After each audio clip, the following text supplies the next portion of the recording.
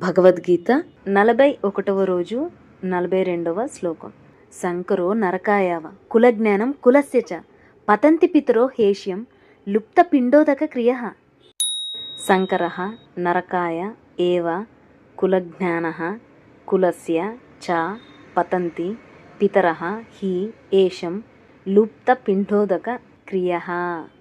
శంకరః వర్ణసంకరము కులజ్ఞానం కులమును చెడిపిన వారాలకును చ మరియు కులస్య కులమునకు నరకాయ ఏవ నరకము కొరకే ఏషం వీరి యొక్క పితరః పితరులు లుప్త పిండోదక క్రియ అర్ధ తర్పణ క్రియలు లేనివారే పతంతి పతనమగుచున్నారు.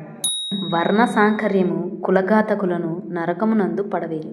శ్రాద్ధ తర్పణములు లోపించినందువలన వారి పితరులను పతనమగుదురు.